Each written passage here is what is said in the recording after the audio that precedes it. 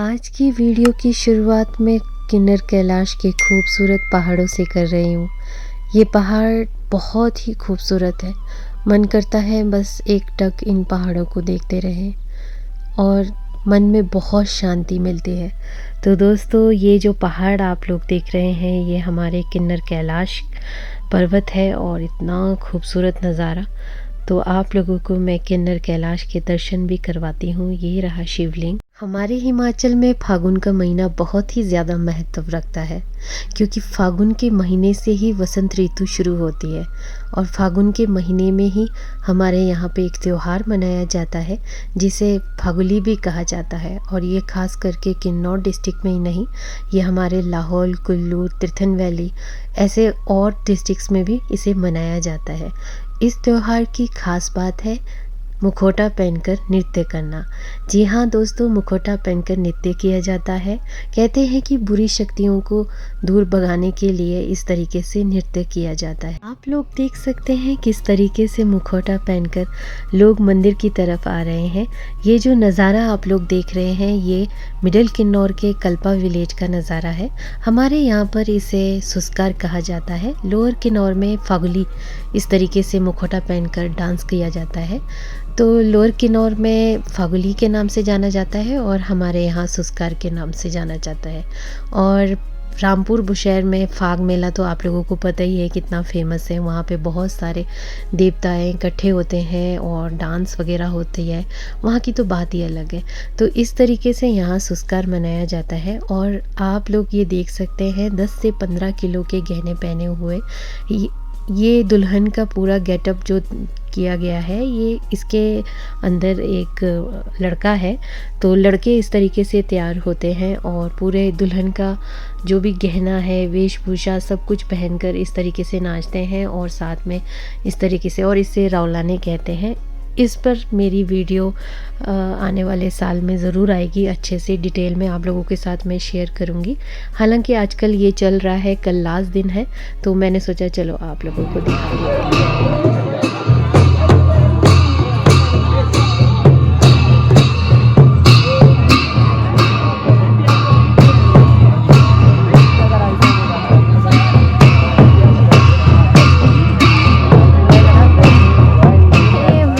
कैसे हैं सारे, ज़रूर बताइएगा। मैं हूँ आप लोगों की माउंटेन फेरी और आज की वीडियो शुरू करने से पहले मैं आप लोगों से बात करना चाहती थी, क्योंकि जो लास्ट वीडियो थी मेरी थंबनेल देख के सब समझ गए थे कि मेरी शादी होने वाली है। तो मैंने वीडियो में कहा था कि मुझे इतने सारे मैसेजेस आ रहे थे कि 3 महीने से आप कहाँ गायब हो, कहीं आपकी शादी तो नहीं होने आ रही है। तो वही चीज़ मैंने उस वीडियो में भी बोली है। आप लोगों ने पूरी वीडियो देखी नहीं, बस धड़ाधड़ कॉन्ग्रेचुलेशंस करने लग गए। अभी फ़िलहाल मेरी शादी नहीं हो रही है और जब भी होगी शादी वाले वीडियोस ऑब्वियसली आप लोगों के साथ शेयर तो मैं करूँगी। तो होप बहुत जल्द सुनने को मिले ऐसा कुछ। तो देखते हैं क्या बनता है। और आप लोगों ने बहुत अच्छे कमेंट्स किए थे। लास्ट वाली वीडियो में मैंने क्वेश्चन भी पूछा था कि शादी करना ज़रूरी है कि नहीं है, तो आप लोगों ने अपनी अपनी राय दी, मुझे बहुत अच्छा लगा। और जो आज की वीडियो होने वाली है वो कांसे की थाली के ऊपर होने वाली है, मतलब कांसे से बने बर्तनों के ऊपर भी होने वाली है कि हम उसे किस तरीके से साफ़ करते हैं और उसके फ़ायदे क्या है। और हमारे हिमाचल में ज़्यादातर कांसे के बर्तन ही यूज़ करते हैं खाने में, खास करके शिमला डिस्ट्रिक्ट, कुल्लू, स्पीति, किन्नौर, लाहौल, चंबा पांगी, मतलब इन जगहों में ज़्यादातर हम कांसे के बर्तन ही यूज़ करते हैं, खास करके थालियाँ खाना खाने के लिए। तो वो किस तरीके से सफाई करते हैं वो सारी जानकारी आज मैं आप लोगों को इस व्लॉग में देने वाली हूँ। तो ज़्यादा देरी न करते हुए करते हैं वीडियो को शुरू। चलिए। कांसे के बर्तन हो या तांबे के या पीतल के, तो उसे साफ़ करने के लिए जो सबसे मोस्ट इम्पॉर्टेंट चीज़ जो है वो है नींबू। तो नींबू हमारे यहाँ पे गलगल लगा हुआ था, तो मैं गलगल तोड़ने गई सबसे पहले और 4-5 गलगल बचे हुए थे। तो मुझे लगा कि नींबू लाने की क्या ज़रूरत है जब हमारे पास गलगल है। तो मैं यहाँ पे गलगल तोड़ने लगी हूँ। यहाँ पर मैंने लिया है सिरका, और ये तो सभी के घरों में होता है आजकल। और उसके बाद मैंने लिया सोडा। अब ये 2 चीज़ नहीं भी लेंगे तो आप आटे का छान कर जो बचा हुआ होता है ना वेस्ट, उससे भी रगड़कर अच्छे से नींबू के साथ मिक्स करके साफ़ कर सकते हैं, तो साफ़ हो जाता है। ये अलग अलग तरीके हैं साफ़ करने के। गलगल को मैं यहाँ पे पतले पतले स्लाइसेस में काट रही हूँ, ताकि एक स्लाइस एक थाली के लिए यूज़ करेंगे हम। और बस इस तरीके से इसे पतले पतले स्लाइसेस में कट करना है। अब एक स्लाइस लेके हम अच्छे से थाली में रगड़ना स्टार्ट करेंगे। इस तरीके से हम जब रगड़ेंगे तो आप लोग खुद अपनी आँखों से देख सकते हो कि ये जो कांसे की थाली में कालापन था वो धीरे धीरे हटना स्टार्ट हो गया है। ये देखिए, हम बहुत अच्छे तरीके से इसे रगड़ते रहेंगे। ये देखिए, धीरे धीरे नींबू के रस से ये हटना स्टार्ट हो जाता है। उसके बाद हम इसमें सोडा, विनेगर ऐड करेंगे, ताकि उससे केमिकल रिएक्शन हो जाता है, जिसकी वजह से थाली एकदम क्लीन हो जाती है और अच्छे से चमचमाने लगती है।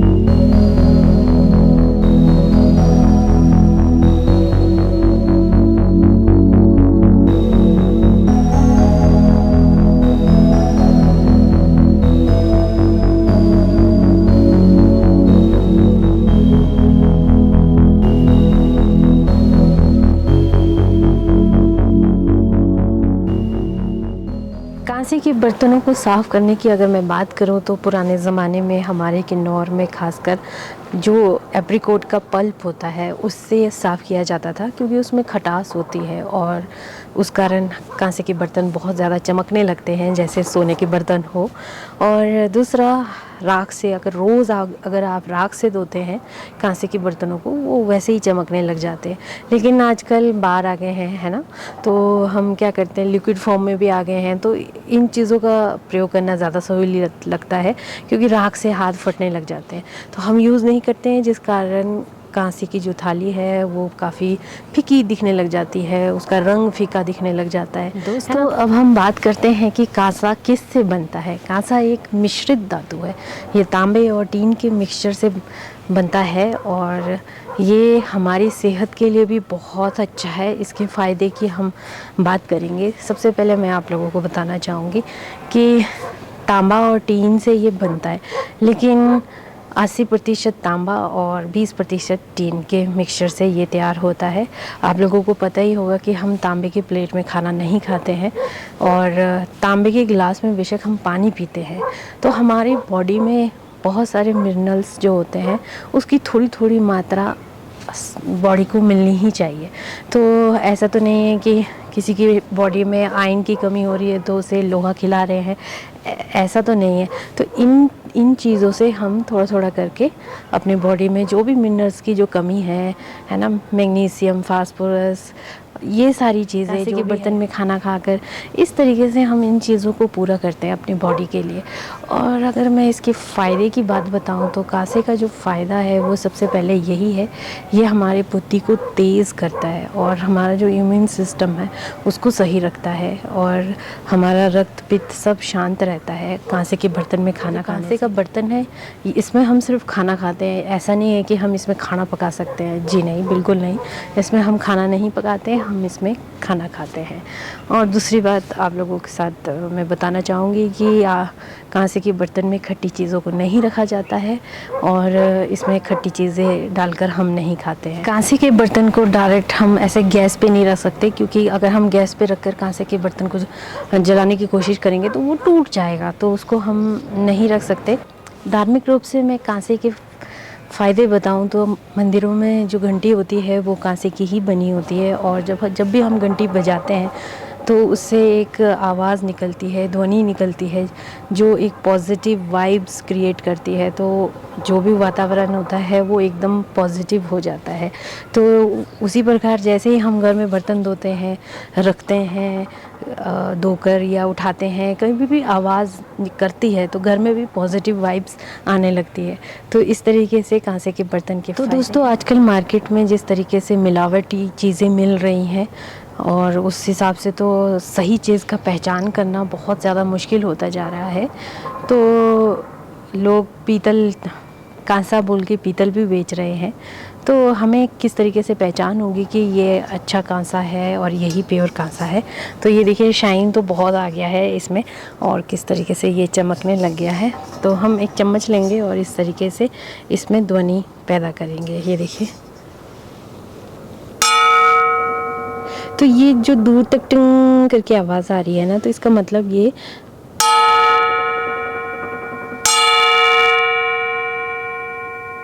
देखिए, तो ये जो ध्वनि निकल रही है बिल्कुल टिंग करके बिल्कुल दूर तक जा रही है, तो इसका मतलब ये कांसा कोई मिलावटी नहीं है, टीन और तांबे से बना हुआ अच्छा कांसा है। तो इस तरीके से आप लोग पहचान कर सकते हो, क्योंकि पीतल में इस तरीके की आवाज़ नहीं आती है। चाहे तो आप लोग शॉप में जाकर चेक कर सकते हो, तो आप लोगों को पता चल जाए। और दोस्तों, आप लोगों की बहुत सारे कमेंट्स आ रहे थे कि अंजलि जी आपने वेट गेन कर लिया है। हाँ बिल्कुल वेट गेन कर लिया है, क्योंकि विंटर्स में आप लोगों को पता ही है कि हम गर्म खाना मतलब गर्म चीज़ें ज़्यादा खाते हैं, और अपने ही खेतों के ड्राई फ्रूट्स हो गए और फुल रेस्ट, तो बस वेट गेन हो गया है। अब समर्स में बहुत काम करना पड़ेगा और अपना वेट लूज़ करना ही पड़ेगा, क्योंकि आप लोगों को पता ही है बीमारियां ज़्यादा हो जाती हैं, घुटनों में प्रॉब्लम हो जाती है। तो जितना हो सके बस वेट लूज़। आप लोग भी कांसे के बर्तन को यूज़ करना स्टार्ट कीजिए। अगर आप लोग अभी नहीं कर रहे हैं तो ज़रूर कीजिए, क्योंकि पुराने टाइम में तो कांसे के बर्तन ही यूज़ किए जाते थे। ये शास्त्रों में इसका उल्लेख किया गया है, कांसे के बर्तन के फ़ायदों का उल्लेख किया गया है, और उस ज़माने में यूज़ भी किया जाता था ये चीज़ें। और धीरे धीरे जैसे स्टील के बर्तन आने लगे, हालांकि किन्नौर की भी बात कर रही हूँ, यहाँ पे जब स्टील के बर्तन आने लगे तो बहुत ज़्यादा अच्छा लगा हमें कि वाह ये तो बहुत इजी है और इसमें राख लगा कर धोने की भी ज़रूरत नहीं है, तो हम वो यूज़ करने लगे। लेकिन अब फिर से हम कांसे के बर्तनों पे आ गए हैं, क्योंकि बॉडी को बहुत चीज़ों की ज़रूरत होती है, वो इन्हीं चीज़ों से हम पूरा कर रहे हैं। जैसे मिट्टी के बर्तन में खाना भी बहुत अच्छा है, और पीतल के बर्तन हो गए। तो इस तरीके से अलग अलग जो धातुओं के बर्तन हैं, इनके अपने अपने फ़ायदे हैं धातुओं के, तो आप लोग ज़रूर यूज़ कीजिएगा। तो आप लोगों को ये वाला व्लॉग कैसा लगा ज़रूर बताइएगा। मिलती हूँ नए व्लॉग में नए टॉपिक के साथ, तब तक के लिए बाय बाय, टेक केयर।